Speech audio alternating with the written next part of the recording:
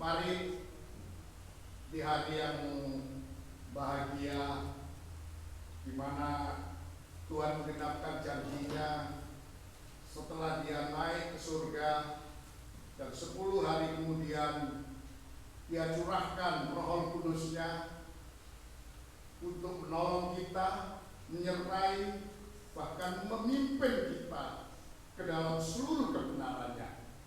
Dan oleh karena itu saya masih ingin mengajak kita bersama-sama untuk kembali memahami dalam terhadap apa yang sedang kita bahas, terutama mengenai ungkapan rahasia ruangan Maha Suci atau pengajaran kesempurnaan atau pengajaran anak laki-laki, di mana kita sedang memperdalam pemahaman kita terhadap suasana di dalam ruangan Maha Suci. Itu adalah suasana kesempurnaan.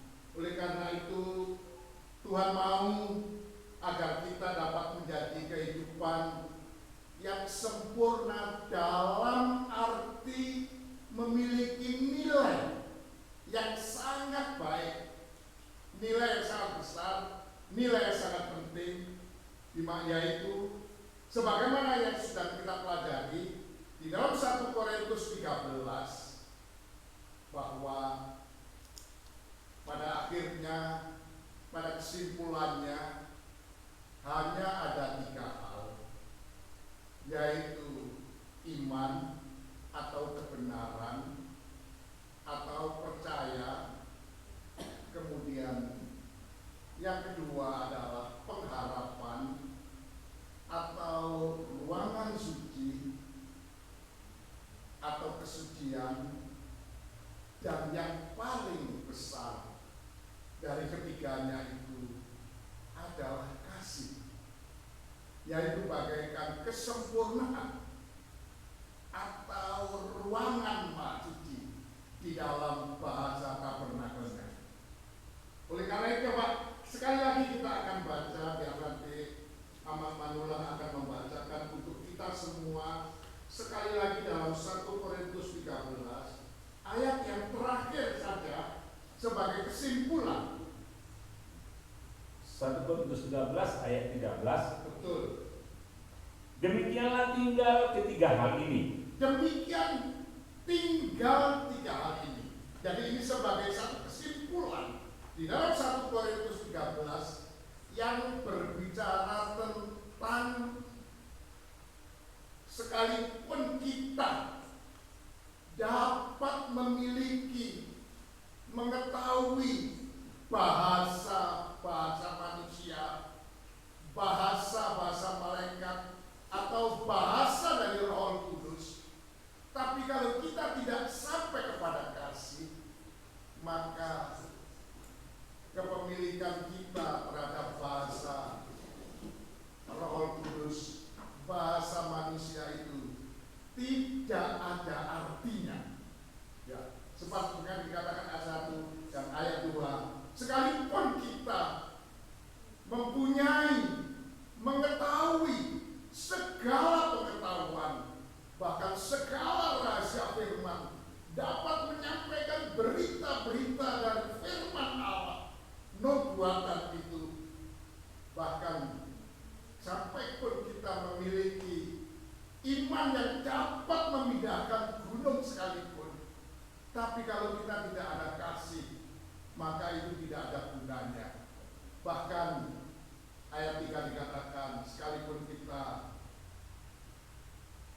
mampu bisa memberikan harta kita bagi-bagikan kepada orang yang tidak mampu, bahkan kita mau memberikan hidup kita untuk dibakar sekalipun, tapi kalau tidak mempunyai kasih, maka itu tidak ada faedahnya.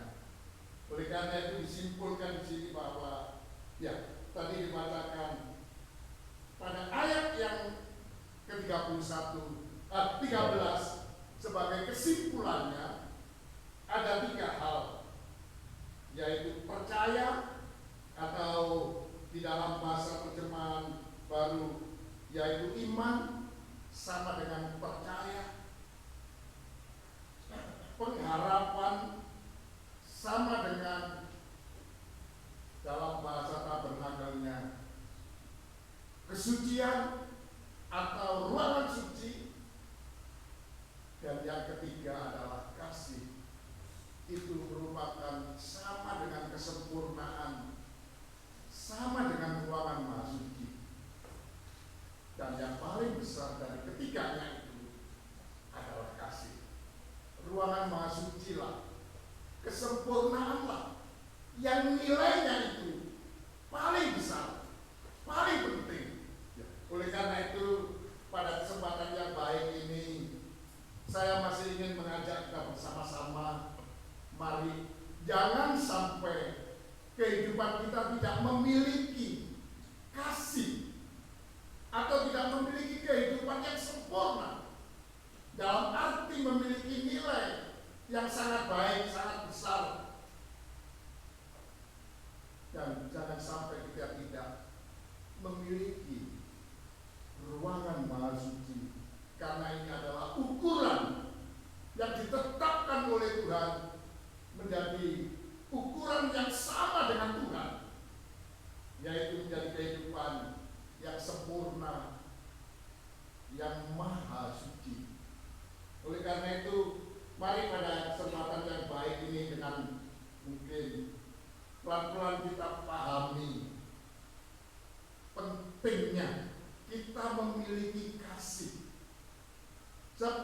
Kasih inilah karena Tuhan yang bisa menyatukan, mempersatukan, dan yang bisa menyempurnakan kita.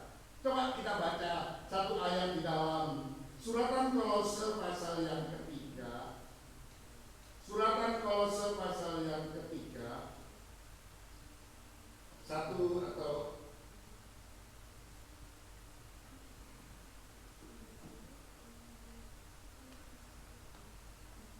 ayat yang ke-14 saja. Nanti kita akan baca selanjutnya. Kolose 3:14. Ya. Dan di atas semuanya itu, ini sebagai kesimpulan. Di atas semuanya itu, paling tinggi dari semuanya itu, kenakanlah kasih. pakailah, kenakanlah kasih itu. Jangan sampai kasih itu tidak mengena, jangan sampai kasih itu tidak ada pada kita, tapi pakailah kasih itu. Terus, Sebagai pengikat yang mempersatukan dan menyempurnakan. karena kasih itu merupakan satu pengikat yang menyatukan atau mempersatukan dan menyempurnakan. Dalam salinan bahasa Indonesia terjemahan masa kini dikatakan, kasih itulah yang menyatu padukan saudara-saudara semuanya sehingga menjadi sempurna. Kasih inilah yang menentukan kehidupan kita untuk menjadi kehidupan yang bisa menjadi satu, ya, dan sempurna sesuai dengan doanya Tuhan sebagai imam besar di dalam Injil Yohanes 17. Salah satu di antaranya, di samping Tuhan sebagai imam, berdoa khusus kepada pengikutnya, kepada murid-muridnya, kepada jemaatnya, agar supaya Bapa memelihara, membela, melindungi, dan juga menguduskan serta menyempurnakan menjadi satu. Coba kan sedikit ayat ini kita baca di dalam Injil Yohanes pasal yang ke-17.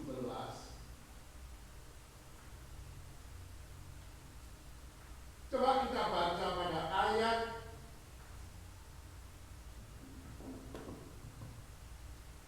yang ke-21 atau ke-20 dulu, Man. Kita baca. Yohanes 17 ayat 20. Iya.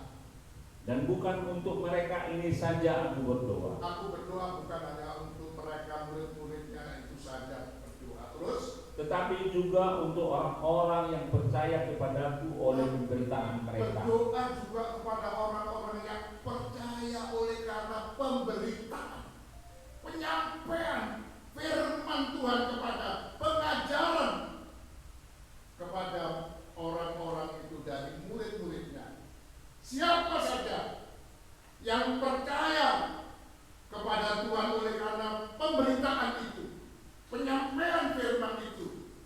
Terus kan, Supaya mereka semua menjadi satu. tujuannya supaya mereka menjadi satu gereja yang Terus Sama seperti engkau ya Bapa di dalam aku, kesatuannya itu sungguh-sungguh menjadi satu bentuk, satu tubuh. Sama seperti engkau ya Bapa di dalam aku, dan aku di dalam engkau, dan aku di dalam engkau, agar mereka juga di dalam kita.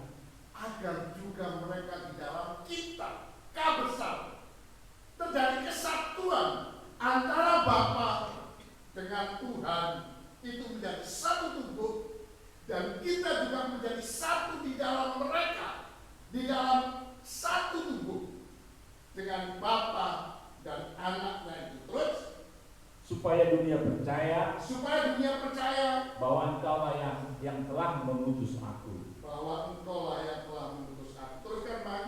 Dan aku telah memberikan kepada mereka kemuliaan Ya, yang engkau berikan kepadaku, supaya mereka menjadi satu. sekali lagi Tuhan memberikan kemuliaan, memberikan kesempurnaan sebagai imam besar kepada orang-orang yang percaya oleh karena pemberitaan murid-muridnya itu, supaya mereka menjadi satu. Terus Sama seperti kita adalah satu. sama seperti kita adalah satu, terjadi satu hubungan yang mendalam, satu hubungan yang satu tubuh.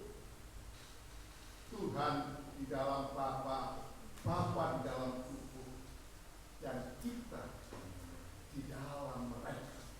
Jadi terjadi satu hubungan yang sangat intim, kesatuan yang dibuat, yang didoakan, yang sedang dikerjakan oleh Tuhan, terutama melalui kasih-Nya itu, supaya kita dapat menjadi satu tubuh dengan Allah.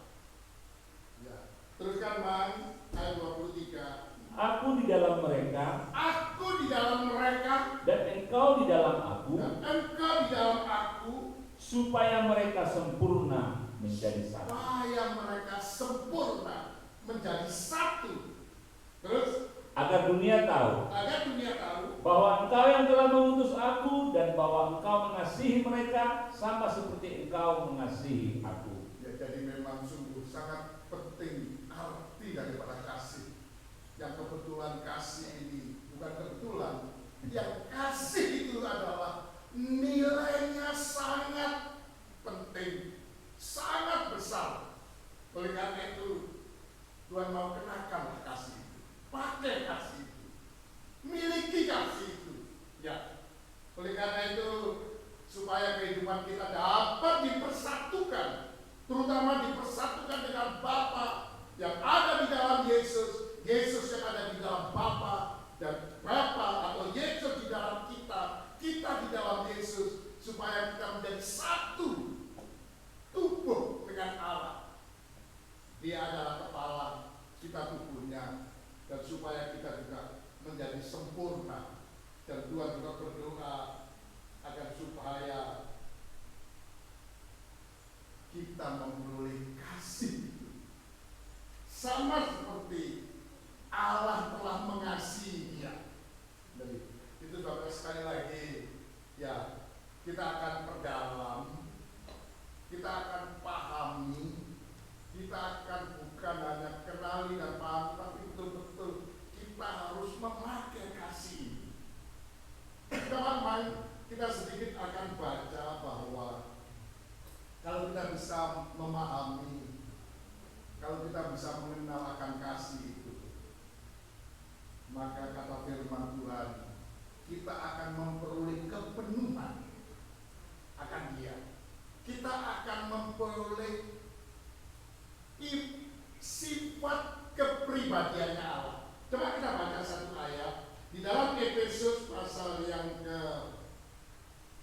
3 man, Efesus pasal yang ketiga. Coba kita baca bersama-sama ayat yang ke-18. Efesus 3 ayat 18. Ya.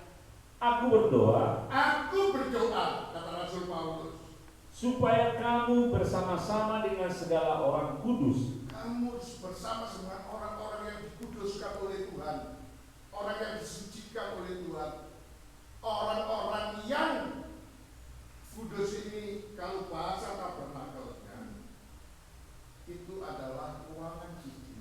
Orang-orang yang berada di dalam ruangan suci. Ya, sebab sedikit saya ingin memberikan penekanan yang dalam, seperti yang kita disimpulkan tadi di dalam 1 Korintus 13. Ada 3 hal.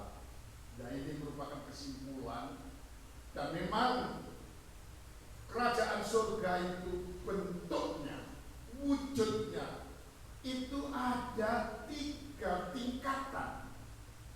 Tingkat pertama namanya halaman, sama dengan iman, sama dengan percaya. Jadi ini tingkat dasar. Kepercayaan, iman, sama dengan halaman di dalam bahasa kerajaan surga yang diminiaturkan. Kerajaan surga yang digambarkan di dunia ini dalam bentuk kemah suci atau tabernakel, yaitu halaman yang bawah dan kemudian yang tengah namanya ruangan suci, atau sama dengan kesucian, sama dengan pengharapan. Orang-orang yang suci dikatakan benar, itu didoakan oleh Tuhan oleh Rasul Paulus, ya, supaya nanti kita baca bisa sampai memiliki kasih. Kasih ini sama dengan maha suci, ruangan maha suci, sama dengan kesempurnaan. Kasih, kesempurnaan, ruangan maha suci, dan inilah yang tertinggi. Dan kalau kita tidak mempunyai ini, maka kata 1 Korintus 13, sekalipun kita sudah bisa masuk dalam ruangan suci, tapi kita tidak punya kasih, kepemilikan kita, masuknya kita sebagai orang suci itu nanti tidak ada artinya, tidak ada gunanya, tidak ada faedahnya, karena nilainya masih di bawah kasih, di bawah kesempurnaan, di bawah ruangan maha suci. Karena yang paling tinggi adalah ruangan maha suci. Oleh karena itu, memang teruskan ayat 18 kalau perlu diulang. Efesus 3 ayat 18 saya ulang. Ya. Aku berdoa supaya kamu bersama-sama dengan segala orang kudus, sebagai orang kudus, umatnya Allah, terus dapat memahami betapa lebarnya, dan panjangnya, dan tingginya, dan dalamnya, kasih Kristus. Kasih Kristus itu begitu dalam, begitu panjang, begitu tinggi, begitu lebar, ya, sungguh-sungguh, ya. Bahkan dikatakan ayat 19, teruskan Bang. Ayat 19, ya. Dan dapat mengenal kasih itu, terus, sekalipun ia melampaui segala pengetahuan, ya.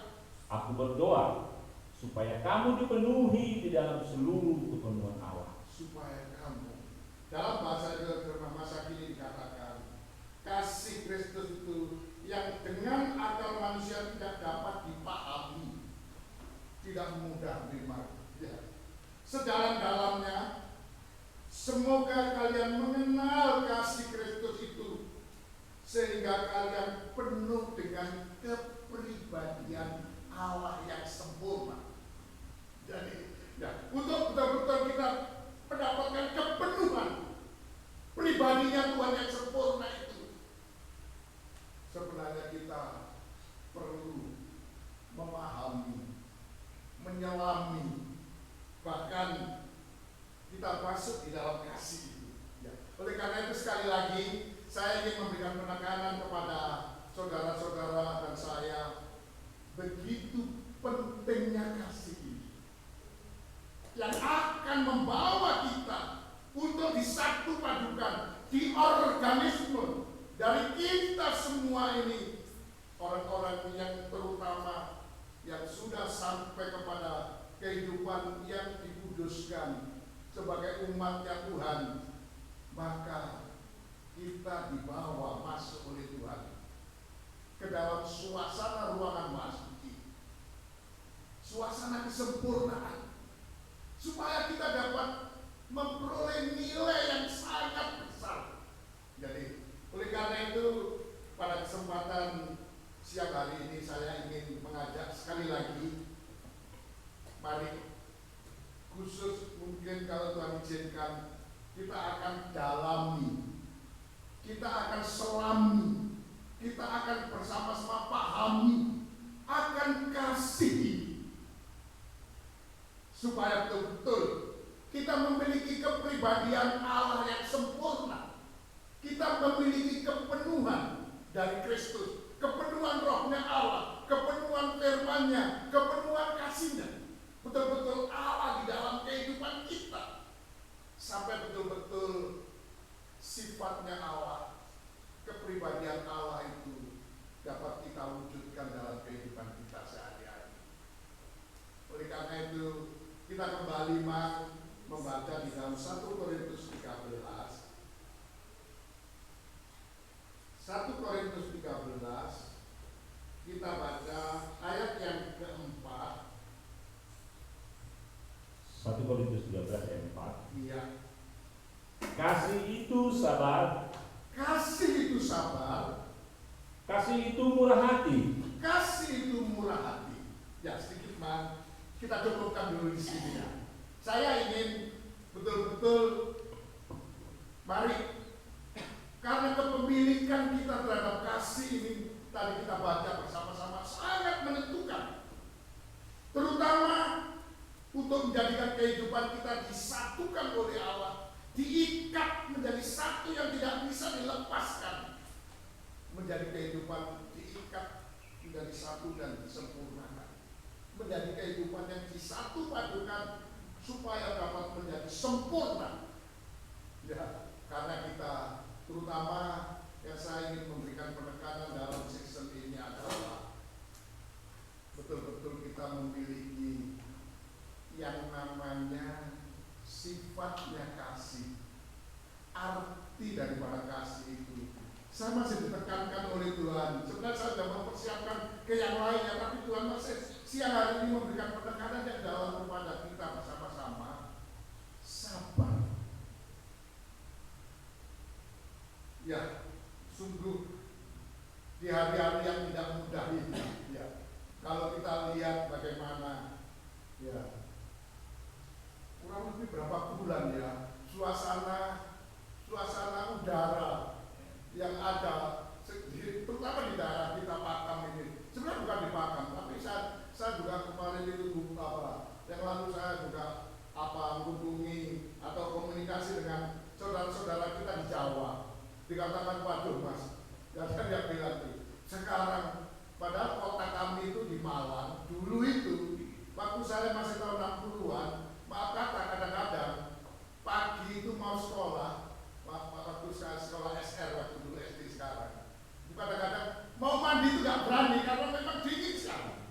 Tapi sekarang kata adik-adik saya, aduh, sekarang itu dulu waktu tahun yang lalu-lalu Malang itu karena dia di ketinggian kira-kira 1.200 ya, mungkin seperti Siantar gitu lah ya.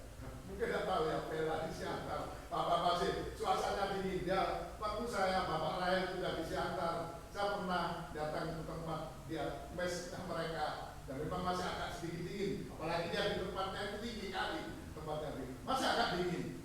Tapi ya tidak tahu ya bagaimana Bel, sekarang ini hari-hari ini panas tidak?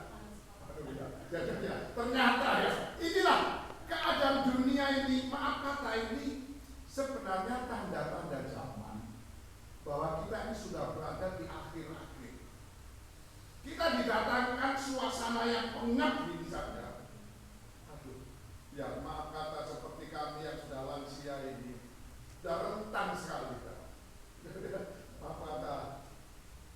ganti nggak pakai baju, sebentar lagi masuk angin, ya. Nanti pakai baju, sebentar keringat ganti.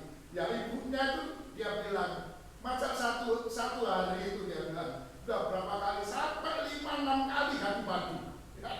Bahkan keringetan basah, ganti lagi, keringetan basah, ganti lagi, cuci lagi, keringetan basah, ganti lagi. Ini keadaan begitu. Oleh karena itu, saya ingin mengajak kepada saudara-saudara yang sangat dicintai oleh Tuhan ini, yaitu mari milikilah kasih yang salah satu sifatnya sabar. Belum lagi bagaimana kita menghadapi suasana di luar.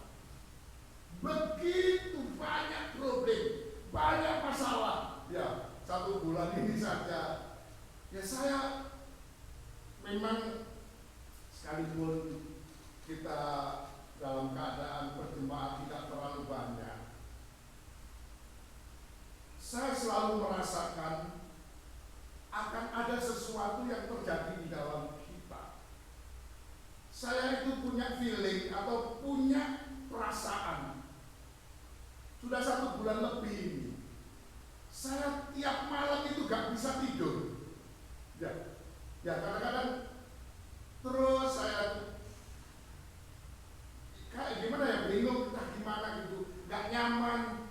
Ya siang pun juga begitu. Jadi seperti cuma selalu saya didorong oleh rohnya Tuhan itu untuk sembahyang. Jadi hari-hari itu 1 bulan lebih ini saya terus diliputi oleh suasana itu, seperti ya satu tanggungan yang beban berat. Ternyata ya keluarga Bapak Bera harus menghadapi kenyataan. Minggu berikutnya keluarga Jeffrey, si Yohana masuk rumah sakit. Sekarang ya baru kemarin lusa Bapak Rahel sekeluarga. Sebenarnya kami sebelumnya itu kami juga alami. 3 minggu yang lalu itu saya juga ada sedikit kamu dan sampai istri ibunya anak bilang, kenapa kamu kok bengkak gitu? Risau ya, karena memang entah muka saya kata dia bengkak, kalau kaki saya sudah, tapi ini kekurangan Tuhan udah kayaknya terakhir ini sudah mulai agak bengkak. Kemarin itu kayak kaki gajah bengkak itu, tapi itulah sesuatu yang terjadi. Ini keadaan yang memang memaksa kita, mengharuskan kita harus memiliki satu kekuatan, satu power, yaitu yang namanya kasih, yang sifatnya sabar. Kalau kita tidak punya kesabaran, ya, tidak bisa kita pasti akan entah paling sedikit tegang, bingung. Yang paling sering terjadi, manusia kita mengondol emosi. Kita mudah tersinggung, kita mudah marah. Sebenarnya yang kita marah ini juga nggak tahu kita ya. Ini keadaan, belum lagi keadaan internal kita. Apa yang ada di dalam kehidupan kita ini sangat menekan. Oleh karena itu sekali lagi, kesabaran itulah penting untuk kita miliki. Salah satu di antaranya adalah untuk menghadapi keadaan. Ya ini memang, ya saya jujur saja, akhir-akhir ini saya suka membaca yang ada di Google ya, jadi selalu ada beritanya yang selalu yang muncul itu. Saya selalu tertarik ya, bagaimana ya orang-orang tetangga kita, saudara-saudara kita Muslim ini, mereka sangat peka, mereka sangat memperhatikan akan tanda-tanda hari kiamat sudah dekat. Kedatangan Tuhan sudah dekat, itu tanda-tandanya mereka bisa rincikan. Dan kepada kita. Yesus sudah mengajarkan secara khusus. Coba mari kita baca di dalam Injil Matius pasal yang ke-24. Coba kita baca pada ayat yang ketiga, atau judul daripada khotbah ini atau pemberitaan ini adalah, coba judulnya perikop daripada Matius 24. Matius 24, khotbah tentang akhir zaman. Khotbah tentang akhir zaman. Pemberitahuan, pemberitaan, ceramah, khotbah, penyampaian tentang keadaan akhir zaman. Dan sebenarnya kalau saudara-saudara kita menurut ajaran mereka, dia bisa menilai ini tanda-tanda zaman ini sesuai dengan apa yang tertulis di dalam kitab mereka. Tapi kita 2000 tahun yang lalu, Tuhan sudah menyampaikan khotbahnya, pemberitaannya tentang akhir zaman.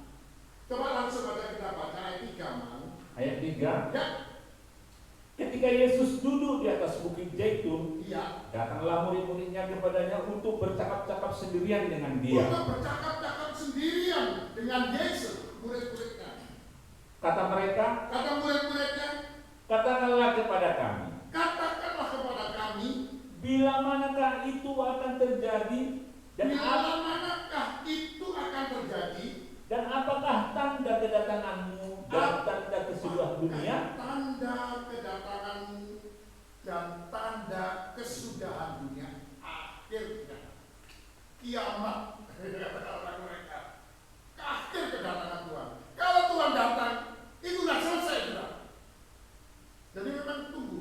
Seperti apa yang disampaikan oleh Tuhan pada waktu Yesus naik, seperti dia naik dalam kesempurnaannya, sudah dunia sudah tidak bisa gandoli, tidak bisa menahan kekuatan kesempurnaan yang dimiliki oleh Yesus. Maka kemudian dia naik, dan malaikat itu mengatakan kepada murid-muridnya yang terus menengok kenaikan Tuhan sampai dia duduk sebelah kanan, sudah di atas awan, tidak nampak lagi, tapi mereka masih lihat. Kata malaikat itu, mengapa kau memperhatikan? Dia yang naik dalam keadaan yang sempurna itu, dia juga akan datang sama keadaannya waktu dia naik, dalam keadaan tubuh yang rohani, tubuh yang mulia, tubuh yang sempurna. Jadi datangnya Yesus itu nanti adalah dalam tubuh yang sempurna. Dan hanya orang-orang yang sempurna lah nanti dia akan berada di awan-awan, dan orang-orang yang sempurna itu nanti akan diangkat, akan terangkat seperti dia terangkat untuk menyatu dengan Tuhan di awan-awan, dan terus didudukkan di takhta sebelah kanannya. Karena memang dia naik ke surga itu tujuannya adalah untuk menyediakan takhta tempat kita, dan juga menyiapkan kita supaya kita dapat duduk di tempat itu, seperti apa yang disampaikan pada hari kenaikan Tuhan kemarin. Kenaikan Tuhan untuk menyediakan tempat kita. Oleh karena itu, sebelum dia datang mengangkat kita, maka perlu kehidupan kita untuk pertama, coba kita baca ayat yang keempat. Yang keempat, ya. Jawab Yesus kepada mereka, waspadalah supaya jangan ada orang yang menyesatkan kamu. Yang penting pada hari kedatangan Tuhan, waspadaan kita apa? Jangan sampai ada orang yang menyesatkan. Sedikit saya ingin memberikan penekanan tentang penyesatan ini. Memang Kalau kita bahasa orang tersesat, orang disesatkan itu, kadang dengan tipu muslihat tidak terasa. Tapi yang jelas, orang yang tersesat itu tidak pernah sampai ke tujuan. Definisinya kita sederhanakan saja. Kalau orang itu ingin mencapai tujuan, tapi nggak sampai-sampai, itu bahasanya sama dengan orang yang tersesat. Jadi, ini yang harus kita lakukan. Karena apa? Ayat 5. Ayat 5. Ya. Sebab banyak orang akan datang dengan memakai namaku. Banyak orang akan datang, mungkin sebagai hamba-hamba Tuhan, sebagai utusan-utusan, mengatakan pelayan-pelayan Tuhan dan sebagainya.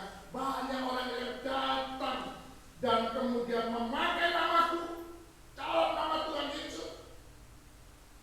Dan berkata, Akulah Mesias. Akulah Mesias. Terus? Dan mereka akan menyesatkan banyak orang. Banyak orang akan tersesatkan. Karena apa? Karena orang itu tidak kenal Mesias yang asli, Mesias yang sesungguhnya. Mesias itu adalah sama dengan Melkisedek, sama dengan anak Allah. Dia itu adalah imam besar dan raja Daud. Ini mereka tidak tahu. Jadi kalau ada orang mengaku-ngaku aku Mesias, tapi tidak mendatangkan kehadirannya Tuhan sebagai imam besar, maka itu patut dicurigai, patut diwaspadai. Hati-hati, jangan sampai kita terbawa, karena dia akan menyesatkan. Karena yang mampu membawa kita sampai kepada tujuan, apalagi sedikit, kita akan agak sedikit mendalam. Di sini oleh Tuhan diberi kemurahan untuk mempelajari, memahami tentang ungkapan ruangan maha suci. Ini adalah sasaran ibadah. Tujuan kita beribadah itu kita masuk ke dalam ruangan maha suci. Apalagi kita tahu bahwa Tuhan Yesus naik ke surga, duduk di sebelah kanan. Itu dalam kedudukannya sebagai imam besar. Tujuannya yang pertama tadi menyiapkan tempat kita, yang kedua menyiapkan kehidupan kita untuk dapat duduk. Artinya membawa kita kepada tujuannya, yaitu menduduki tempat yang sudah sedang disiapkan oleh Tuhan, yaitu duduk di sampingnya Tuhan, di sisinya Tuhan. Oleh karena seringkali orang di dalam mendoakan orang yang mati, semoga dia bisa diterima di sisinya Tuhan. Itu ya wajar. Tapi sebelum kita menduduki tempat itu, maka sesi kemarin dijelaskan bahwa kedudukan di sampingnya, di sisinya Tuhan itu memang disediakan oleh Allah, bukan oleh anak. Dia hanya menyediakan tempatnya, tapi yang menentukan orang duduk di situ itu adalah Allah Bapa, yaitu orang-orang yang memang memiliki syarat, memenuhi ketentuannya Allah, paling tidak serupa dengan gambarnya Tuhan. Jadi maaf kata, kalau kita mau duduk di sisinya Tuhan, di sampingnya Tuhan, Tuhan sempurna, Tuhan mulia. Tapi kalau keadaan kita gembel, gak layak itu, artinya kita harus memiliki kehidupan yang sama dalam konteks pengajaran kesempurnaan, pengungkapan ruangan maha suci atau pengajaran anak laki-laki. Kita harus melahirkan, mewujudkan tubuhnya Kristus sebagai tubuhnya anak laki-laki yang memiliki bentuk serupa dengan gambarnya Dia, serupa, sepadan, memiliki arti dan nilai yang sama. Oleh karena itu Tuhan memberikan pengajaran kepada kita pada siang hari ini dan seterusnya nanti. Miliki kasih. Sebab di dalam 1 Yohanes, kasih itu adalah Allah itu sendiri. Coba mari kita baca 1-2 ayat. Nanti kita kembali ke Matius 24. 1 Yohanes pasal yang ketiga kita baca.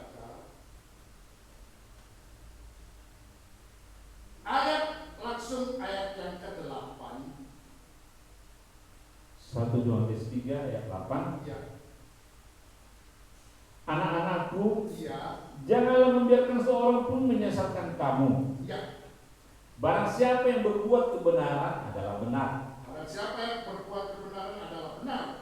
Sama seperti Kristus adalah benar. Iya. Barang siapa yang tidak berbuat dosa, barang siapa yang tetap berbuat dosa, berasal dari iblis.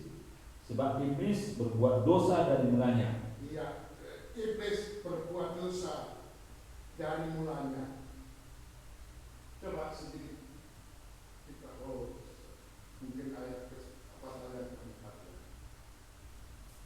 Kita tambahkan langsung aja yang pasal yang keempat. Ya. Ayat yang ke-7. 1 Yohanes 4 ayat 7. Iya. Saudara-saudaraku yang kekasih, saudara-saudaraku yang kekasih, marilah kita saling mengasihi. Marilah kita saling mengasihi. Apalagi maaf, kalau yang harus kita kasih itu istri kita sendiri, suami kita sendiri, anak kita sendiri, orang tua kita sendiri, saudara kita sendiri, kakak atau adik kita sendiri. Harus wajib harus saling mengasihi. Terus sebab kasih itu berasal dari Allah. Sebab kasih itu berasal dari Allah. Terus dan setiap orang yang mengasihi,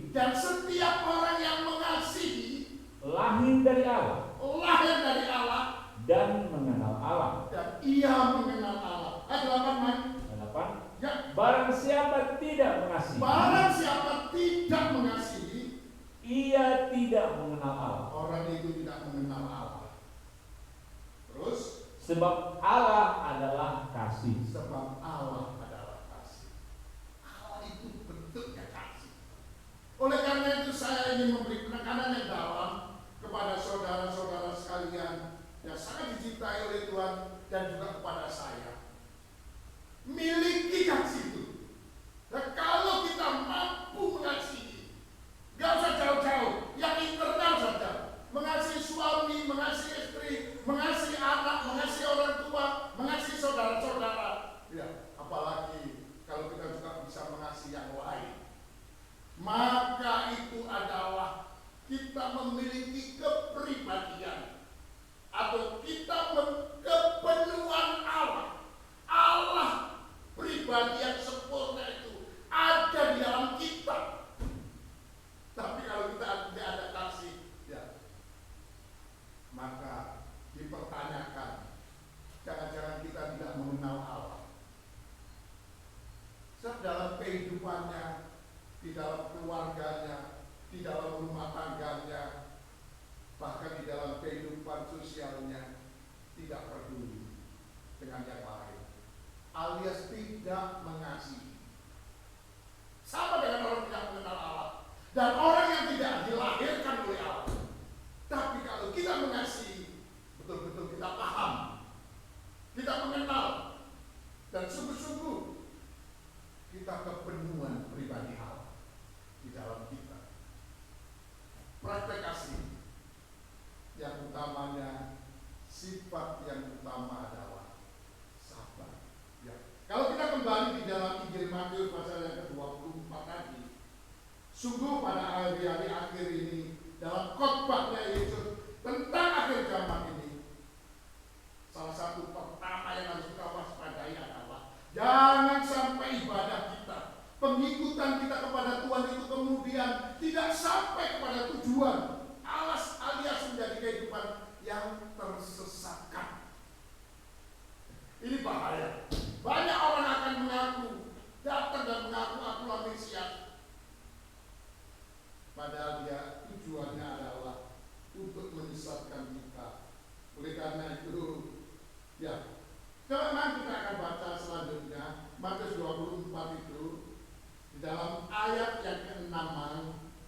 Matius 24 ayat 6. Ya, Kamu akan mendengar deru perang kamu akan mendengar deru perang. atau kabar-kabar tentang perang. Ya, sekarang ini juga, ini masih dua negara, Ukraina dan Rusia.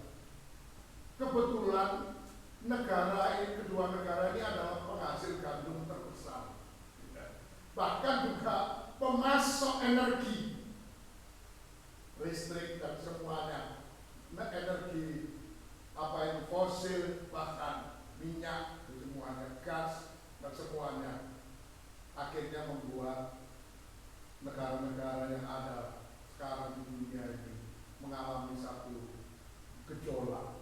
Ya. Saya membaca tapi ya ini berita di berita ya, Inggris sekarang sudah mengalami kesulitan ekonomi, bahkan mungkin Amerika per 1 Juni kalau tidak bisa membayar utangnya, dia akan menjadi negara yang gagal membayar utang, negara bangkrut. Kalau Amerika kata adidaya itu bisa bangkrut, wah ini dampaknya. Oleh karena itu, jadi itu memang sudah disampaikan oleh Tuhan seperti di dalam khotbahnya mengenai akhir zaman. Ya, tentang itu. Coba kan kita loncat saja ayat 29. Matius 24 ayat 9. Ayat 9. Ya. Pada waktu itu kamu akan diserahkan supaya disiksa. Kamu akan disiksa. Dan kamu akan dibunuh. Iya. Dan akan dibenci semua bangsa oleh karena namaku. Ayat 10, Man. 10. Dan banyak orang akan murtad. Karena datangnya kesusahan-kesusahan itu, akan banyak orang murtad. Orang meninggalkan Tuhan. Orang kembali lagi ke dunia. Ya mungkin frustasi, mungkin bagaimana. Tapi orang itu akan kemudian murtad. Terus Man. Dan mereka akan saling menyerahkan. Dan mereka akan saling menyerahkan. Dan saling membenci. Saling membenci. Ini keadaan dunia. Situasinya kacau betul. Ya. Ayat 11 Man. Ayat 11. Banyak nabi palsu akan muncul. Ya. Dan menyesatkan banyak orang. Sekali lagi sedikit perlu ditekankan. Beberapa kali Tuhan mengatakan jangan sampai kita tersesat. So, kalau sampai kita tersesat, kita tidak sampai tujuannya, yaitu apa? Kita kembali menjadi kehidupan yang disempurnakan oleh Tuhan. Itu tujuan kita. Sama dengan kita supaya bisa masuk ke dalam ruangan majuki. Kita sama dengan hidup di dalam kasih. Ya, terutama yang perlu ditekan di sini kesabaran kita. Kita perlu sabar, betul-betul.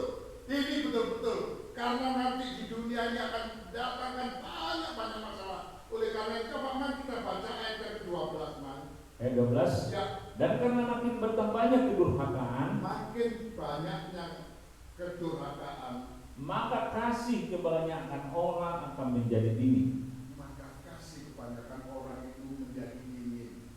Dikatakan dalam bahasa juga teman sederhana adalah maka kasih di antara sesama kita tawar, ceang. Ya, sepertinya sudah dingin, tidak ada rasa panasnya, hangatnya, tidak ada rasa kasihnya, tega.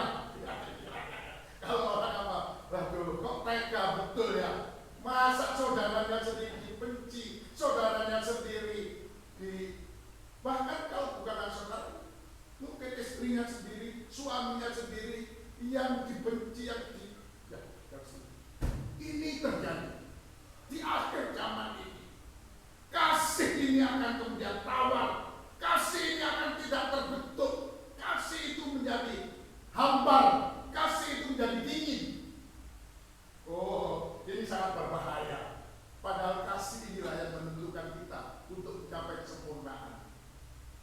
Pertahanan kita, terutama sedikit tentang kesabaran. Saya ingin mengajak kepada kita bersama-sama pada siang hari ini, mungkin akan segera mempercepat di dalam pemahaman kita terhadap bagaimana Allah juga menunjukkan kesabaran. Ya, sebenarnya kalau kita baca di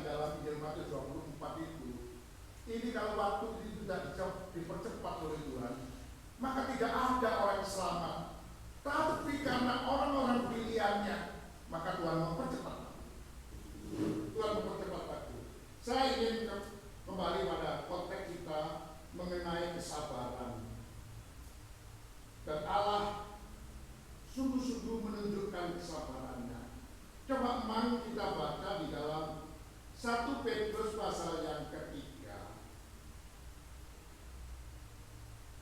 Kita baca ayat yang ke-18. 1 Petrus 3 ayat 18. Iya.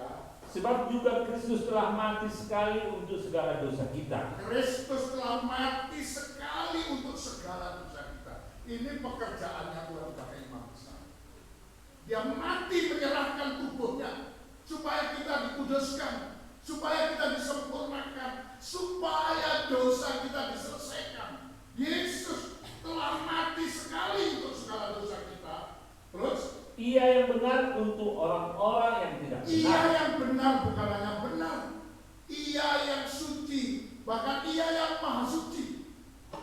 Tapi untuk orang-orang yang tidak benar, orang-orang yang tidak suci, orang-orang yang tidak sempurna, Dia khusus datang untuk kita.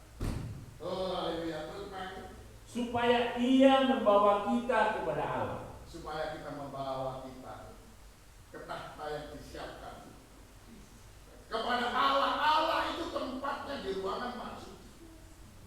Allah itu beradanya, Allah itu kasih, tempatnya di ruangan maha suci.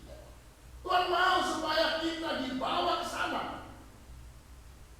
Tujuannya ke sana.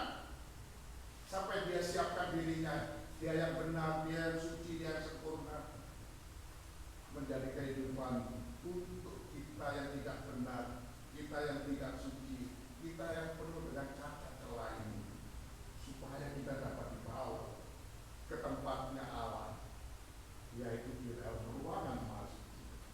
Oh, terus Ia yang telah dibunuh dalam keadaannya sebagai manusia, tetapi yang telah dibangkitkan menurut roh. Terus Dan di dalam roh itu ya, juga Ia pergi memberitakan Injil kepada roh-roh yang di dalam penjara. di dalam wujud roh Allah. Ya, sebab memang itu sudah janjinya Tuhan. Dulu pada murid-muridnya, jangan kau tenang, tunggu ya, sampai janjiku kugenapkan. Yaitu apa? Aku akan mendatangkan rohku. Aku akan menurunkan Roh Kudus. Aku akan mengutus penggantiku, pejabat Allah yang kutinggalkan dari dunia ini, untuk akan menjadi penolong, menyertai Roh Kudus.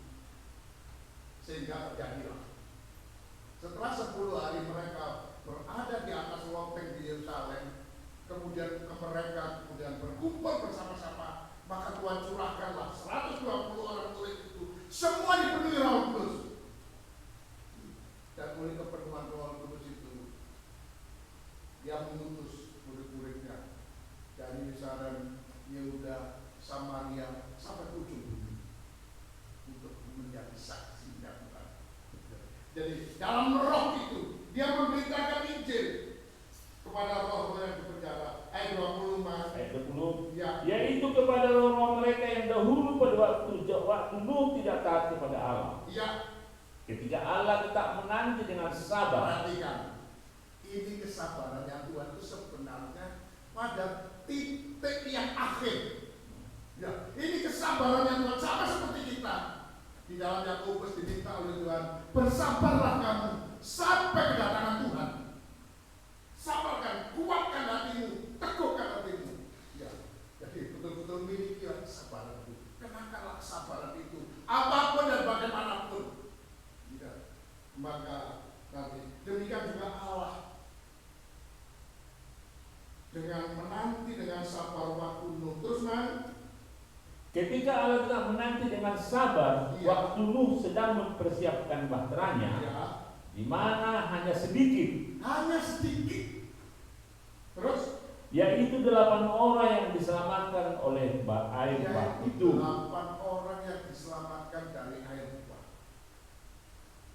Kesabarannya Tuhan itu begitu panjang. Waktunya, kesabarannya Tuhan. Sebenarnya saat itu Allah sedang memuncakkan emosinya, marahnya, karena memang keadaan zaman Nuh ini keadaan yang sangat jahat.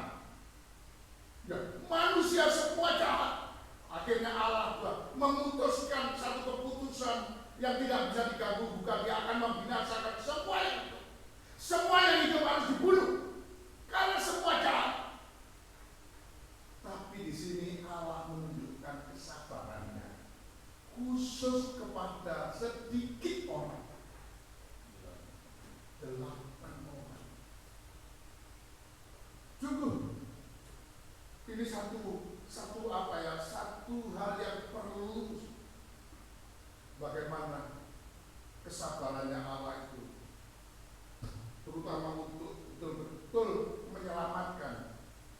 Saya ingin membawa pada siang hari ini sedikit saya tambahkan untuk kita perdalam.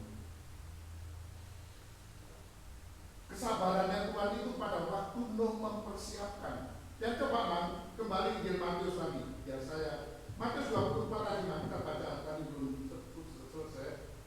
Pasal 24 tadi. Coba langsung aja pada ayat 37. Langsung ayat 37. Nanti kalau kalian baca di dalam Matius ini sampai Matius 24, 25 itu bagaimana tanda-tanda zaman akan kedatangan Tuhan itu dijelaskan dalam khotbahnya, dalam ceramah khusus tentang keadaan akhir zaman ini. Semuanya itu mendatangkan tidak enak, penuh dengan persoalan, penuh dengan masalah. Seperti keadaan zaman Nuh. Coba ayat 37, Matius 24 ayat 37. Ya. Sebab sebagaimana halnya pada zaman Nuh, demikian pula halnya kelak pada kedatangan Anak Manusia. Pada kedatangan Tuhan itu siklusnya dunia ini, putarannya ini, mulai dari Nuh ada pembinasaan, penghukuman, nanti akan kembali kepada zaman Nuh. Ini kedatangan Tuhan, titik akhirnya itu adalah pada waktu seperti keadaan dunia ini, zaman seperti Nuh. Zaman yang saat nanti kita akan baca. Coba teruskan kan. Sebab sebagaimana mereka pada zaman sebelum air bah itu, makan dan minum, kawin dan mengawinkan, semaunya manusia, makan minum, kawin sesukanya. Terus sampai kepada hari Nuh masuk ke dalam bahtera. Sampai pada Nuh yang ditunggu oleh Tuhan Nuh, bangun bahteramu untuk penyelamatan. Dan nanti akan ini apanya Tuhan, sistemnya Tuhan itu tidak berubah, tetap sebenarnya sama. Nuh disuruh oleh Tuhan membangun hanya 3 tingkat. Tingkat bawah itu akan menjadi tempatnya binatang-binatang yang haram, yang tidak haram, dan kemudian yang tengah dan yang atas. 3 tingkat. Tingkat atas inilah tempatnya kehidupan suami istri. Nuh dan istrinya, 3 orang anak dan 3 istrinya. Di sini tempatnya, tempat yang paling atas. Ini yang ditunggu oleh Tuhan. Gak mungkin membangun dari atas ke bawah. Ya, itu gak logis. Dari bawah, ya sama. Halaman. Itu apa? Bentuknya kerajaan surga. Bentuknya surga itu 3 tingkat, yaitu halaman, bawah, tengah ruangan suci, atas ruangan masuk. Benar, suci, sempurna, iman, pengharapan, kasih. Simple kan? 3 ini yang perlu diselesaikan. Sebenarnya kesabarannya Tuhan itu adalah menyelesaikan di tingkat 3 ini.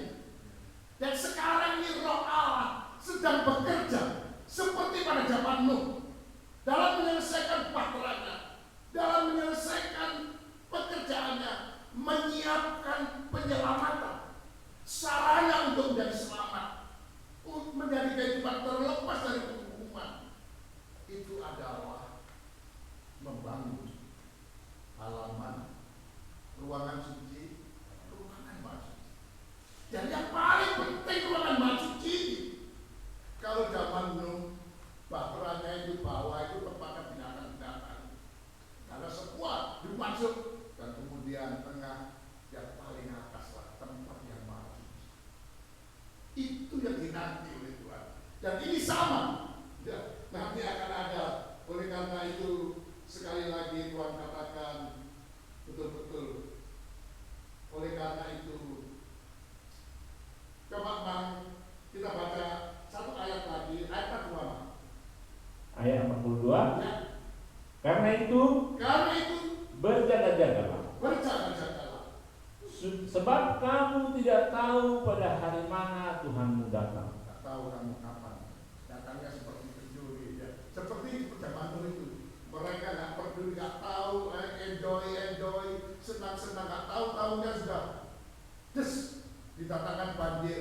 Tapi Nuh yang menyiapkan bahkannya, yang berjaga-jaga, yang mempersiapkan dirinya untuk menjadi kehidupan yang dibenarkan, disucikan, dan disempurnakan. Siap. Ini dinanti. Sabarnya Tuhan itu di sini. Ya, semoga oleh karena itu kalau Tuhan menyuruh kita, masih selalu dan jelaskan bahwa kita mesti sabar. Terutama hamba-hamba Tuhan, khususnya seorang hamba Tuhan seperti Rasul Paulus, untuk orang-orang pilihannya, dia siap menanggung segala sesuatu, sabar menanggung segala sesuatu. Karena apa? Kesabaran seorang hamba Tuhan itu tujuannya apa? Untuk menyiapkan jemaat menjadi orang pilihannya. Ini yang harus dilakukan oleh hamba Tuhan, supaya kesabaran itu menghasilkan keselamatan. Oleh karena itu, coba saya akan, sebelum kita mengakhiri, kita akan baca di dalam Kejadian pasal yang ke-6. Kejadian pasal yang ke-6. Coba kita baca, tapi saya ingin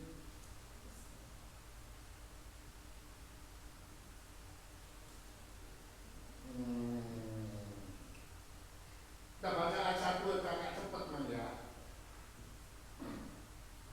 Kejadian 6 ayat 1. Ketika manusia itu mulai bertambah banyak jumlahnya di muka bumi, mulai banyak jumlahnya di bumi, dan bagi mereka lahir anak-anak perempuan, maka anak-anak Allah melihat bahwa anak-anak perempuan manusia itu cantik, lalu mereka mengambil istri dari antara perempuan-perempuan itu siapa saja yang disukai mereka. Manusia juga semaunya sendiri. Terus ayat 3, berfirmanlah Tuhan. Berfirmanlah Tuhan. Rohku tidak akan selama-lamanya tinggal di dalam manusia. Rohku tidak akan selama-lamanya tinggal di dalam manusia. Karena manusia itu adalah daging. Karena manusia adalah daging, emosinya ada, kesabarannya tidak. Tapi Nuh di sini betul-betul. Sebenarnya ini spektakuler buat Nuh ya, kontroversial. Bagaimana dia di darat dia membangun bahtera. Sebenarnya itu mungkin akan banyak menghadapi hinaan, ejaan dan macam-macam. Ya. Tapi coba kita loncat saja ayat yang ke-5 sekali lagi. Ayat 5. Ya. Ketika dilihat Tuhan bahwa kejahatan manusia besar di bumi, dan bahwa segala kecenderungan hatinya selalu membuahkan kejahatan semata-mata. Hatinya manusia itu hanya membuahkan kejahatan semata-mata. Terus maka menyesallah Tuhan. Maka Tuhan menyesal. Ya, jadi ini sudah gak sabar ya kalau menyesal ini. Tuhan sudah menyesallah Tuhan. Apa? Bahwa ia telah menjadikan manusia di bumi. Terus? Dan hal itu memilukan hatinya. Bagaimana Tuhan itu? Mungkin ya menes ya, kalau orang Jawa ya, dia itu gimana ya? Pilu hatinya. Terus ayat 7. Ya. Berfirmanlah Tuhan. Berfirmanlah Tuhan. Aku akan menghapuskan manusia yang telah kuciptakan itu dari muka bumi. Terus kan? Baik manusia maupun hewan dan binatang-binatang melata dan burung-burung di udara. Terus kan? Sebab aku menyesal. Aku menyesal. Bahwa aku telah menjadikan mereka. Ini sudah Tuhan sudah puncak, sudah gak sabar lagi. Terhadap banyak manusia itu. Tapi 8 orang sabar. Ini kontradiksi. Kepada banyak di bumi itu. Orang sudah semaunya sudah. Tapi Tuhan bilang, biar aku tidak lagi memberikan rohku. Rohku tidak lagi mau lagi tinggal juga. Tapi roh Tuhan itu fokus kepada 8 orang ini. Ayo bangun. Terutama selesaikan tingkat 3 itu. Kasih itu betul-betul kau adakan di dalam dirimu. Pakailah kasih itu. Karena kasih itu akan menyempurnakan kita. Akan menjadikan kehidupan kita itu memiliki kesamaan dengan Allah. Pribadi Allah yang sempurna itu ada pada kita. Betul-betul kita itu memiliki kesamaan sifat dengan Allah, yaitu sifatnya sabar. Sabar untuk tujuan yang penting, bukan sabar untuk hal yang tidak penting. Sabar yang arahnya menjadikan kehidupan kita itu sama seperti Tuhan, yaitu mencapai ruangan maha suci, sampai kepada kesempurnaan, sampai kepada kasih. Ya, oleh karena itu coba angkat 8. Ayat 8. Ya. Tetapi Nuh mendapat kasih karunia di mata Tuhan. Ini bedanya. Orang lain mau dibinasakan, yang satu mendapatkan kasih karunia. Gak banyak jumlahnya, 8 orang. Gak bisa dibandingkan. Bagaimana 8 orang ini cuma banyak. Ya, gak bisa. Tapi dapat ayat 9 teruskan. Ayat 9. Ya. Inilah riwayat Nuh. Inilah riwayat Nuh. Inilah jalan hidupnya Nuh. Apa? Nuh adalah seorang yang benar. Pertama, Nuh adalah seorang yang benar. Tadi kita baca, kita yang tidak benar dibenarkan oleh Yesus, yang telah mati untuk kita sebagai imam besar. Terus, Dan tidak bercela di antara orang-orang sezamannya. perhatikan. Benar ditambah sempurna, tidak bercela. Ini menjadi ukurannya Tuhan. Riwayatnya Nuh harus sampai menjadi orang yang dibenarkan dan disempurnakan, tidak bercela. Ini ketentuan supaya Nuh memperoleh kesabarannya Tuhan, supaya Nuh memperoleh keselamatan dari Tuhan. Oh, ini luar biasa ya. Inilah letak kesabarannya Tuhan. Yaitu apa? Ingin kita menjadi. Coba main perintah Tuhan kepada Nuh. Ya. Nuh dikatakan di dalam ayat yang ke-14 coba kita baca. Ini 13. Keputusan Tuhan untuk mengakhiri segalanya hidup sudah tidak bisa, tidak harus, karena Allah sudah pilu hatinya, udah gak sabar, kesabarannya difokuskan kepada 8 orang ini. Ya. Coba ayat 14 saja. Ayat 14. Ya. Buatlah bagimu sebuah bahtera dari kayu gofir. Ya. Bahtera itu harus kau buat berpetak-petak. Loncat ayat 15 man. Ayat 15. Beginilah engkau harus membuat bahtera itu. Ya.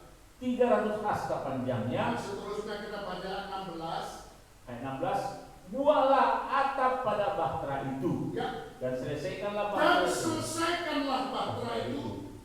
Sampai sehasta dari atas. Teruskan. Dan pasanglah pintunya pada lambungnya. Teruskan. Buatlah bahtera itu bertingkat. Buatlah bahtera itu bertingkat. Bawah, tengah, dan atas. Ya, 3 saja. Ya. Pelajaran yang Tuhan berikan kepada kita, pelajaran tabernakel. Halaman sama dengan kebenaran, sama dengan iman, sama dengan percaya.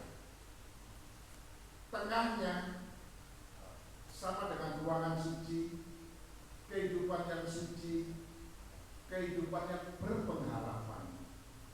Tapi kalau tidak diteruskan ke atas, macet pengharapannya. Gak ada artinya, gak ada gunanya, gak ada bedanya. Harus ditingkatkan sampai selesai. Selesaikan.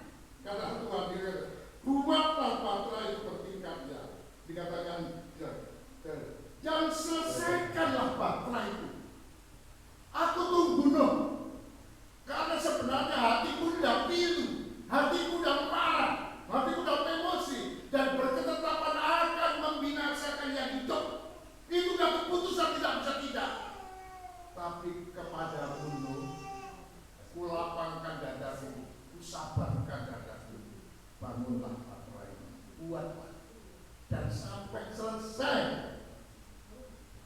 Bawah tingkat pertama, tengah tingkat kedua, dan tingkat yang ketiga. Itulah sama dengan kesempurnaan, sama dengan ruangan maha suci, sama dengan kasih.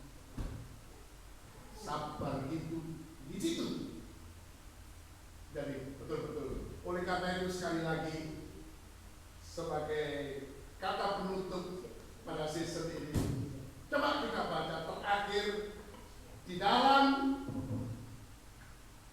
Yakobus pasal yang kelima, ayat yang ke-7, coba kita baca bersama-sama. Yakobus 5 ayat 7. Ya. Karena itu saudara-saudara, bersabarlah